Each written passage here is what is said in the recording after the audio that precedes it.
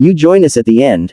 A silent, upscale restaurant, the clink of fine crystal, and a single mom waitress named Maya staring at a check with a 0 scribbled in the tip line. Her heart isn't just sinking, it's shattering. Because this wasn't just any customer. This was the infamous billionaire, Alistair Vance, known as much for his cutthroat business deals as for his public contempt for what he called the entitlement culture. He'd been cold, TOT, and had sent back two $80 steaks for imperfections only he could perceive. For an hour, Maya had navigated his disdain with professional grace, thinking of her 6-year-old son, Leo, waiting at home with a fever, and the mountain of bills on her kitchen counter. The electric bill was overdue, Leo's new school shoes were a fantasy, and this tip, the expected 20% on a $500 tab, was already mentally allocated to the pharmacy for his antibiotic. But there was nothing, just a cruel, crisp 0. As he left, his icy gaze met her weary one, and he uttered, "Service is a privilege. Earn it." The words hung in the air, toxic and heavy. Maya fled to the staff hallway, pressing her forehead against the cool stainless steel of the fridge, fighting back tears of rage and despair. She allowed herself exactly 90 seconds of quiet breakdown before squaring her shoulders. She had to clear his table. If you've ever felt the sting of being judged unfairly, of working your heart out for nothing, then you know a fraction of Maya's pain in this moment. This story is for everyone who's been overlooked. Stay with us, because what happens next will redefine the very meaning of kindness. Before we dive deeper, if you believe in the hidden goodness in people, show us by hitting that like button and subscribing to True Kindness Tales. Your support helps us uncover these incredible stories of hope. Returning to the dining room, Maya approached table 7 with leaden feet. The other waitstaff shot her sympathetic glances, they'd all witnessed Vance's performance. As she gathered the expensive porcelain and wiped the crumbs of artisan bread from the linen, her movements were robotic. Then, she lifted his coffee saucer. And froze. Taped to the underside, nearly invisible, was a plain, unsealed white envelope. Her name, Maya, was written on it in a sharp, precise script. Confusion cut through her misery. With trembling fingers, she peeled it off and opened the flap. Inside was not a cash tip, but a single, cream-colored business card.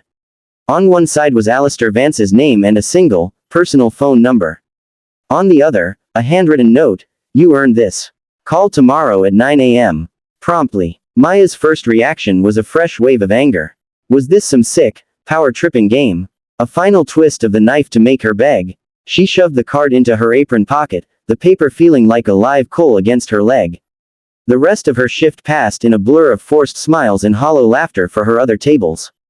That night, as she tucked a feverish Leo into bed, reading him a story with a voice she hoped sounded steadier than she felt, the card on her nightstand seemed to pulse in the dim light. Her best friend, Sarah, urged her to rip it up. "He's toying with you, Maya. Men like him get their kicks from seeing people dance." But something about the note, "You earned this," echoed in her mind. It wasn't an apology. It was a statement. Exhausted, financially desperate, and with a flicker of stubborn defiance, Maya decided she would call. If it was a cruel joke, she'd at least give him a piece of her mind. But a tiny, fragile part of her, the part that still believed in miracles, wondered if the envelope under the plate was a test she didn't even know she was taking. At 8:59 a.m. the next day, Maya stood in her tiny kitchen, still in her robe, the business card on the counter beside her cheap prepaid phone. Leo, still pale but on the mend, was quietly drawing at the table. The electric company's final disconnect notice was propped next to the sink. She took a deep, shuddering breath, the smell of stale coffee and anxiety thick in the air. Precisely at 9 o'clock, she dialed. It rang once. Maya. His voice was the same, clipped, authoritative, but without the theatrical coldness of the restaurant. "Mr. Vance," she began, her voice surprisingly steady. "I'm calling about your note." "I know why you're calling," he interrupted, but not unkindly. "Tell me, what did you think when you saw the 0 on the bill?" The question threw her. She could lie, be polite. But her pride, still bruised, won out. "I thought you were a heartless man who enjoyed making a struggling single mother feel small." There was a silence on the line. Then, a soft, almost imperceptible sigh. An honest answer. "Good. The first test." Maya's grip tightened on the phone. "Test. I've made my fortune by reading people, Maya," Vance continued, his tone shifting into something more narrative. "In a boardroom, it's easy. Everyone wears ambition like a cologne. But in life, true character is revealed in moments of perceived injustice. I was that injustice last night. I was deliberately unbearable. He paused, letting the confession hang. I've eaten at that restaurant 12 times in the last 3 months. I've observed you. I saw you cover for a new waiter who dropped a tray.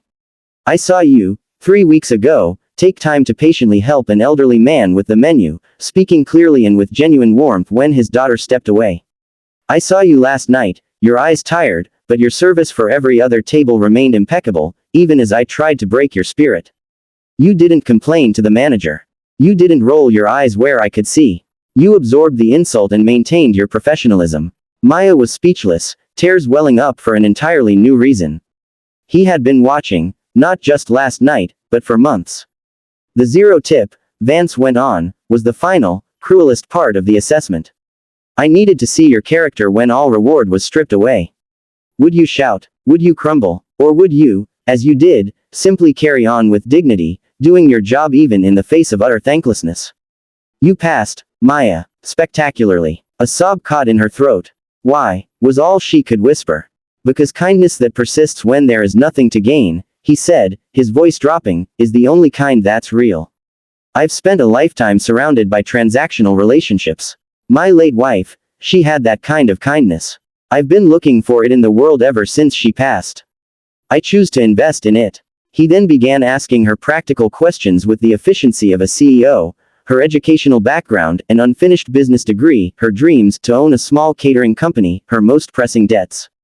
He took notes, she could hear the scratch of his pen. The call lasted 20 minutes. At the end, he said, "Be at the address I text you in 1 hour.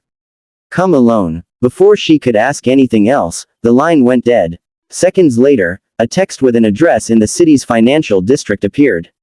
Fear and wild hope warred within her. Was this a proposition? A job offer? Something else? Trusting the man who had deliberately hurt her felt insane. But she had nothing left to lose. She called Sarah in a panic, who now urged caution but also admitted, "This sounds like something from a movie, Maya. Go. But keep your phone recording in your pocket." An hour later, dressed in her best interview clothes, Maya stood on a gleaming downtown sidewalk, looking up at a towering skyscraper, Vance's name etched in steel at its pinnacle.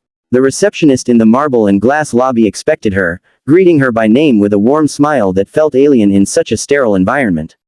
She was whisked to the penthouse floor, her heart hammering against her ribs. The doors opened not into a corporate office, but into a breathtaking, sun-drenched living space with panoramic city views. Alistair Vance stood by the window, looking smaller, less intimidating without a restaurant table between them. He gestured for her to sit on a plush sofa. "Thank you for coming," he said, his demeanor completely transformed. The cruel billionaire was gone, replaced by a weary, sharp-eyed man with a hint of sadness. "I don't believe in handouts, Maya. I believe in investments. And I am investing in you." He then laid out his offer, not as a gift, but as a structured agreement. First, he presented a check, made out to her, for $25,000. "This is a signing bonus and debt clearance fund," he stated. "It will erase your immediate burdens, the medical bills, the utilities, the back rent. A clear field to run on." Maya's hands trembled, the zeros on the check blurring. Before she could even process it, he continued. "Second, he offered a full scholarship to the city's top culinary business academy, with a living stipend, so she could finish her degree without working nights. You will graduate, and you will have a business plan," he commanded, but it felt like being thrown a lifeline, not an order. Finally, the third part, "Upon your graduation, my venture capital firm will provide seed funding for your catering company. We will be business partners. I will take an equity stake. This is not charity. This is a belief that your integrity, your resilience, and your innate kindness are assets more valuable than any college degree on a resume." Maya was crying openly now, tears of relief, shock, and overwhelming gratitude. "Why me?" she asked again, the question now filled with wonder. Vance looked out at the city. "Because the world is full of people who are kind when it's easy, or when they're being watched. You were kind when it was hard, and when you thought no one of consequence was watching. You treated the elderly man with the same care you would a celebrity. You maintained grace under fire I've seen generals lose. That," he said, turning to her, "is the foundation of a trustworthy person and, I believe, a successful enterprise." My wife was a waitress when I met her. I was an arrogant young investor. She saw through me, called me on my bluster, and still showed me kindness. She changed my trajectory. Consider this, paying that forward. 5 years later, the change is everything. Maya's catering company, Grace Under Fire, is a roaring success, known for its exquisite food and its policy of hiring and mentoring single parents in need of a second chance. She and Alistair Vance have a unique, respectful partnership. He is now a doting, unofficial godfather to Leo, who is a healthy, happy 11-year-old. The story of the zero tip is a foundational legend they sometimes tell, a reminder that true character is seen in the dark, and that sometimes, the most profound blessings are hidden under the heaviest plates. Maya's life was transformed not by a random act of charity, but by a calculated search for genuine human goodness. Alistair found what he was looking for, and in doing so, gave Maya the power to build the life she always dreamed of. This proves that kindness is never a weakness, it's the strongest currency we have. If this story of hidden tests and transformative rewards moved you, if you believe in the power of true kindness, then do not scroll away. Honor Maya's journey and help us bring more light to the world. Smash that like button, subscribe to True Kindness Tales, and hit the notification bell. Your subscription is more than a click, it's a vote for hope, a signal that you want more stories where humanity's best shines through. Subscribe now, and join our community of hope builders.